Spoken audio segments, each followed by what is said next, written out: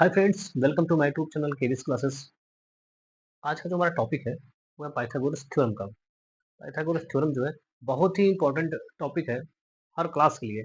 ये हर क्लास में लगभग पूछा जाता है और इस टॉपिक पे बहुत सारे क्वेश्चंस बनते रहते हैं। तो आज हम पाइथागोरस थ्योरम को बहुत ही अच्छे तरीके से समझेंगे।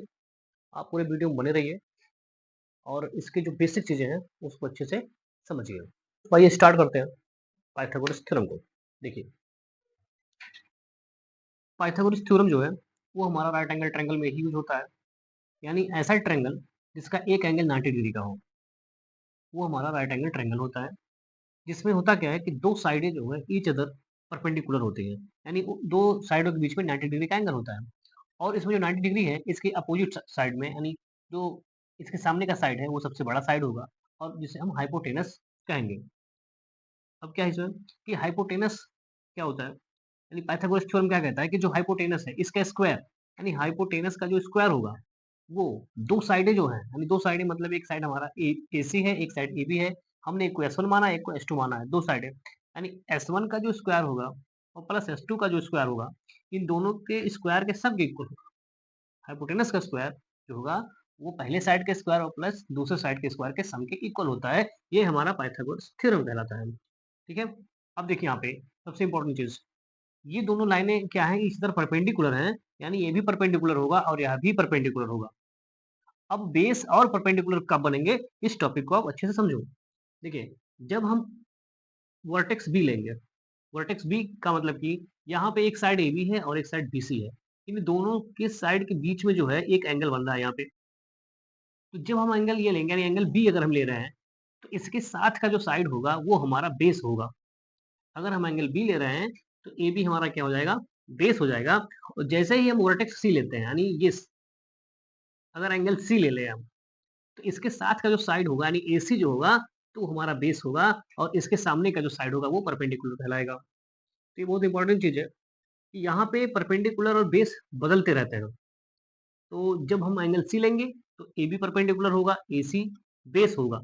और जैसे ही एंगल बी लेंगे तो AB हमारा बेस होगा, इसके सामने का साइड जो है वो हमारा परपेंडिकुलर होगा। तो इस तरह से अगर हम एंगल बी लेते हैं तो AC हमारा परपेंडिकुलर हुआ, तो इसे P राइट कर देते हैं हम और इसे B राइट कर देते हैं इस तरह से।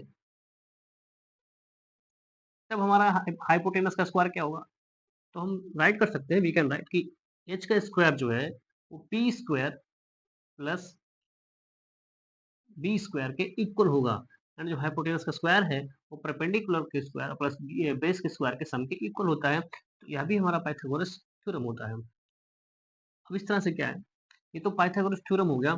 इसके बाद हमारे कुछ फार्मूले जो हैं, जो इसी मेन जो पाइथागोरस थ्योरम है इससे बनाए जाते हैं।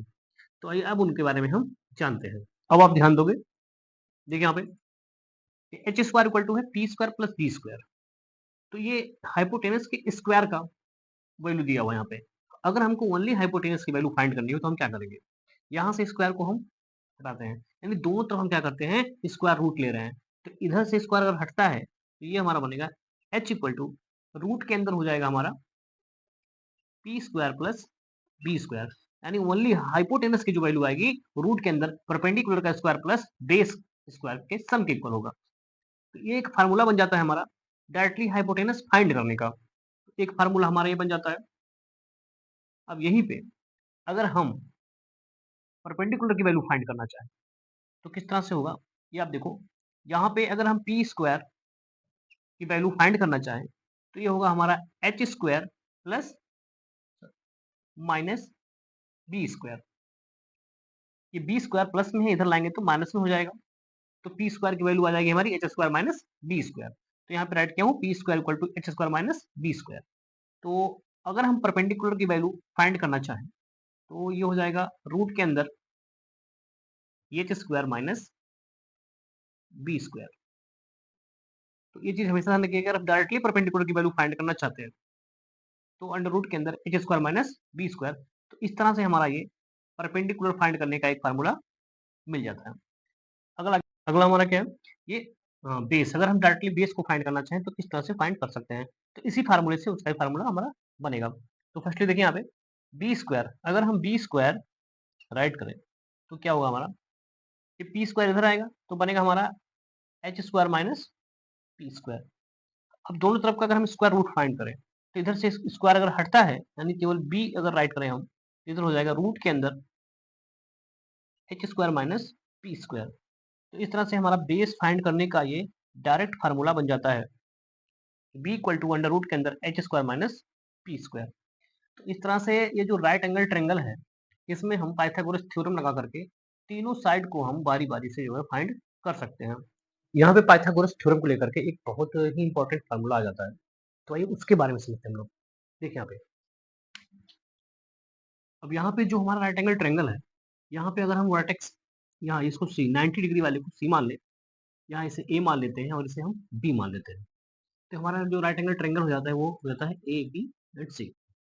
तो और इसमें और क्या चीज मान लें हम, ठीक है, जो हमारा वर्टेक्स ए है इसके सामने वाले साइड को हम स्मॉल ए मान लेते हैं, बी वाले के सामने स्मॉल बी मान लेते हैं, और सी जो हमारा है इसके सामने जो साइड है उसको हम स्मॉल सी मान लेते हैं। तो अगर हम इस ट्रायंगल एबीसी में पाइथागोरस थ्योरम को अगर हम यूज करते हैं तो हमारा फार्मूला क्या बन जाता है। देखिए यहाँ पे हमारा जो हाइपोटेनस होता है उसका स्क्वायर किसके इक्वल होता है, जो रिमेन हमारे साइड्स होते हैं उनके स्क्वायर के सम के इक्वल होता है। तो then we can write A square plus B square, ये किसके इक्वल हो जाएगा, ये हो जाएगा सी स्क्वायर के।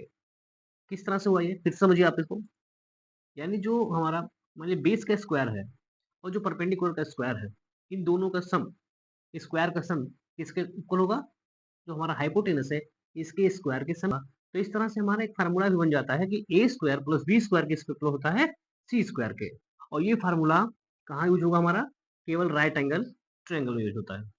तो आपको इस तरह से एक नया फार्मूला भी मिल गया कि ए स्क्वायर प्लस बी स्क्वायर के इक्वल होता है सी स्क्वायर के। तो कहाँ यूज होगा, राइट एंगल ट्रायंगल में।